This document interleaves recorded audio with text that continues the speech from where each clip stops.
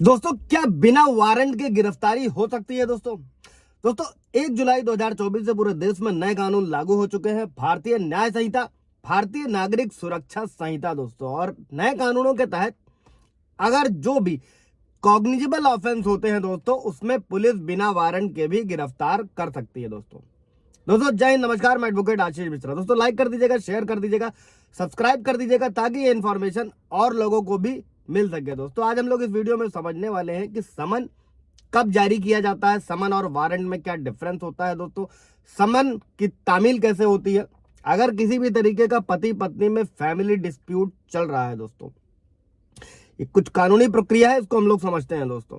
और कुछ व्यूअर्स के सवाल भी थे, उनको भी क्लियर कर दे रहा हूं। कई हस्बैंड के सवाल थे दोस्तों कि समन कब जारी किया जाता है। दोस्तों समन एक कानूनी नोटिस है जिसमें वादी की एप्लीकेशन पर प्रतिवादी को व्यक्तिगत रूप से पेश होने के लिए कोर्ट द्वारा कहा जाता है दोस्तों, जो सिविल, पारिवारिक और आपराधिक मामलों में जारी किया जाता है। दोस्तों ये होता है समन पेश होने के लिए। दोस्तों अभी समन और वारंट में क्या डिफरेंस होता है दोस्तों समन का मतलब होता है कि कोर्ट में पेश होने के लिए प्रतिवादी यानी कि जो अगली पार्टी है उसको सूचित किया जाता है दोस्तों, जबकि वारंट का यह मतलब होता है कि जो प्रतिवादी है, मतलब जो दूसरी पार्टी है, उसको कोर्ट में लाना होता है दोस्तों, जो कि पुलिस प्रतिवादी को पकड़कर कोर्ट के सामने पेश करती है। दोस्तों अभी इसके बाद समझते हैं दोस्तों कि समन की तामील कैसे होती है। दोस्तों प्रक्रिया क्या होती है। दोस्तों अगर प्रतिवादी समन को लेने से बार बार इनकार कर देता है दोस्तों, या नहीं रिसीव करता है, नहीं लेता है, तो कोर्ट ये समझ लेता है कि उसने समन को तामील कर दिया है। दोस्तों समन के तामील का मतलब होता है दोस्तों कि अगले ने रिसीव कर लिया। दोस्तों आगे बढ़ते हैं दोस्तों कि कोर्ट के समन के बाद क्या होता है, जब समन इशू हो जाता है उसके बाद क्या होता है। दोस्तों अगर प्रतिवादी समन ले लेता है तो समन में जो दी हुई डेट होती है, जो मेंशन होती है, उसमें प्रतिवादी को अपना जवाब दाखिल करना होता है एडवोकेट के जरिए। दोस्तों डिस्ट्रिक्ट कोर्ट में एक फैमिली कोर्ट होता है, हर डिस्ट्रिक्ट कोर्ट में फैमिली कोर्ट होता है दोस्तों, और फैमिली कोर्ट परिवारों में जो होने वाली समस्याएं होती हैं, कानूनी समस्याएं होती हैं, उनका निपटारा किया जाता है दोस्तों।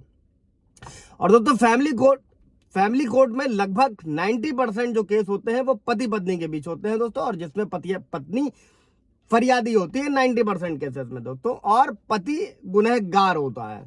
कई सारे व्यूअर्स के भी सवाल रहते हैं, आप लोग भी जानते हैं, समझते हैं, जहां पे झूठे केसेस किए जाते हैं। एक चीज और नोट रख लीजिएगा दोस्तों, अगर आप पर भी नए कानूनों के तहत भी किसी भी तरीके की झूठी एफआईआर कराई जा रही है तो आप भारतीय नागरिक सुरक्षा संहिता की धारा 528 के तहत झूठी एफआईआर को हाई कोर्ट से रद्द करा सकते हैं दोस्तों। इसी के साथ में कोई भी जो पात्र है, अगर वो फ्री एडवोकेट निःशुल्क विधिक सेवा सहायता चाहता है दोस्तों, तो आप नालसा की वेबसाइट पर विजिट कर सकते हैं, नेशनल लीगल सर्विसेज अथॉरिटी, वहां पर ऑनलाइन अप्लाई कर सकते हैं अगर पात्र हैं तो। इसके अलावा हर डिस्ट्रिक्ट में डीएलएसए का ऑफिस होता है, जिला विधिक सेवा प्राधिकरण का, वहां पर भी जा सकते हैं। इससे रिलेटेड कोई सवाल जवाब होगा तो पूछ लीजिएगा।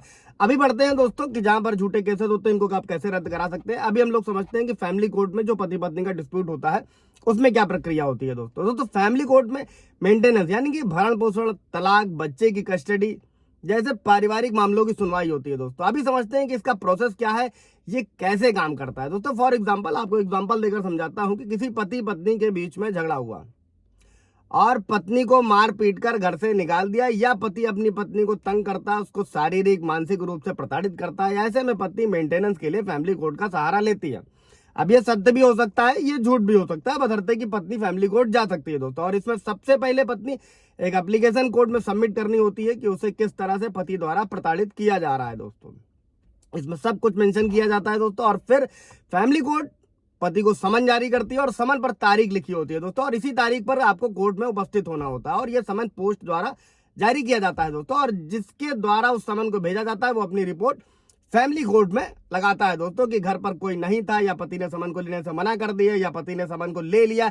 जैसी कोई भी सिचुएशन होती है वो अपनी रिपोर्ट में लिखता है दोस्तों, और इस समन को पति ले भी सकता है और नहीं भी ले सकता है दोस्तों। और अगर पति समन लेने के बाद भी फैमिली कोर्ट में पेश नहीं होता है तो पति के खिलाफ कोई पुलिस कार्यवाही नहीं की जाती है। दोस्तों इसको अच्छे से नोट कर लीजिएगा कि अगर कोई भी ऐसी सिचुएशन में जिसमें आप समन नहीं लेते हैं वहां पर पुलिस द्वारा कार्यवाही नहीं की जाती है दोस्तों, क्योंकि ये एक फैमिली मैटर है दोस्तों। पति अगर जानबूझकर भी उपस्थित नहीं होता है तो फैमिली कोर्ट एक पक्षीय फैसला जरूर पति के अगेंस्ट सुनाया जा सकता है, आदेश दे सकती है, लेकिन समन लेना या ना लेना ये हस्बैंड पर निर्भर करता है, पति पर निर्भर करता है, लेकिन इसमें पति को उपस्थित होना चाहिए दोस्तों। एक चीज जरूर भी समझिएगा, अगर आपको किसी भी केस को बीट करना है, जीतना है, तो आपको पेश होना चाहिए, आपको उपस्थित होना चाहिए। और इसमें डरने वाली कोई भी बात नहीं होती है, क्योंकि एक पारिवारिक मामला है। क्योंकि पति फैमिली कोर्ट में जब तक उपस्थित नहीं होता है, तब तक वो अपनी बात कैसे फैमिली कोर्ट के सामने रखेगा दोस्तों। इसी के साथ में दोस्तों IPC 498 ये धारा खत्म हो चुकी है। आप लोगों ने भी कई सारे वीडियोस में देखा होगा। अभी वो भारतीय न्याय संहिता की धारा 85 है दोस्तों, और 85 के तहत मुकदमे चलेंगे।